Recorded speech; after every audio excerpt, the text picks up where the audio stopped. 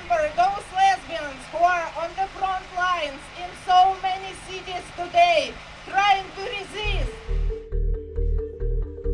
When we think about LGBT rights, we don't often think about women's right to land and inheritance, girls' access to education, or freedom of movement. These women's rights issues are critical for lesbian, bisexual, and queer women, but don't usually rank high among LGBT rights movements' priorities. At the same time, LBQ plus women are also underrepresented in women's rights research and advocacy. The global scale of discrimination and violence against them has fallen through the cracks. A Human Rights Watch global investigation uncovered the most critical forms of violence against LBQ plus women. The pressure to marry men and forced marriage were the most frequently reported abuses experienced by LBQ plus people around the world. Bride napping and forced marriages are common practices in Kyrgyzstan, and my story is not unique. And when I was 18, I wanted to move out from the house. But my mom always said, you will leave this house with a husband or after my death. So I have to get married. I kept thinking if I tried hard enough, I would probably like staying with a man. But it was terrible. It was torture to share a bed with a person you don't really like. Women face barriers or challenges in accessing and controlling land and property in about 40% of the world. This makes it much harder for two women to start a life together if neither can inherit, own, or access land on equal terms with men.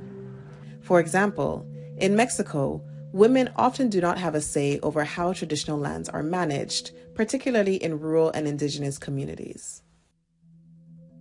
Se defiende el territorio, pero no todas podemos acceder al territorio. Quienes acceden principalmente siguen siendo los varones, y la otra también es que en las comunidades hay como una forma de legitimizarnos a partir de ser esposas. Y entonces, cuando no somos esposas, cuando no somos madres, como que la legitimidad no es la misma. Masculine-presenting women are often targeted with threats, physical attacks, sexual violence, and harassment for not looking feminine enough and for daring to occupy masculine space in the world. The violence you experience is very convoluted in understanding what it means to separate your blackness from your sexual orientation and your gender identity in itself. As a black woman who is masculine presented, not only do people see you as this masculine presenting person, they also give people permission to then be more aggressive with you. I lived in St. Louis where I was physically attacked by the police. Still to this day, I don't know if it was because I do present as a male or if it was just because of my blackness.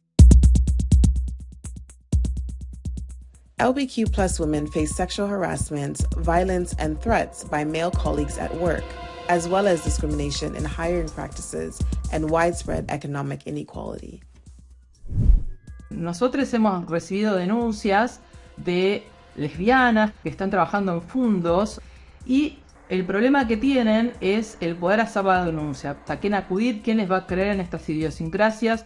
También cómo van a ausentarse del trabajo sin volver a sufrir una violencia o un abuso sexual. Y después tenemos estas situaciones. ¿Para qué voy a ir a denunciar si me viola? ¿Para qué voy a ir a denunciar? Porque en definitiva el mensaje social, el mensaje de la violencia institucional es que te lo mereces.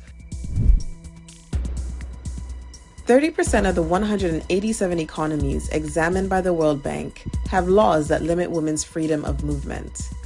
Laws criminalizing same-sex relations also restrict LBQ plus women's movements and empower police to harass LBQ plus women and activists in public.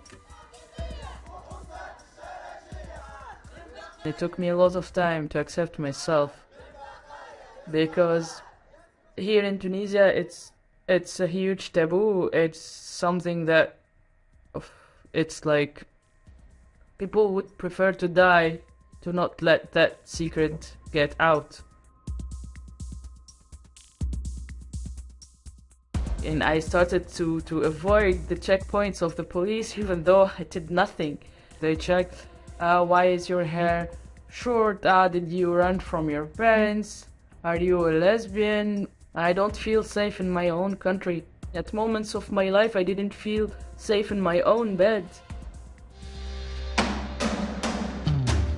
LBQ plus activists are leading political, land, environmental, economic, gender, and racial justice movements beyond what is typically considered LGBT rights work. But many lack international visibility and funding, and their human rights work makes them targets for violent attacks. Last October we had a really small event for the trans community. Like half an hour in, someone knocked on the door and like a group of 11 people were entering. And I walked towards them like with my arms open. I was like, no, you can't enter. And at that point he just punched me, and then at that moment I realized that they're here to fight. I believe that the attack in the Rainbow Hub was also part of an elections campaign, because the person who was leading the group was running for president. We're not making it up. Like, all the talk about discrimination and hate crimes is not just theory, it's also happening. Governments around the world should abolish sexist laws and create protocols that explicitly protect the rights of LBQ plus people. Donors should fund LBQ plus rights organizations and LBQ plus led movements for environmental, racial, economic, and migrant rights.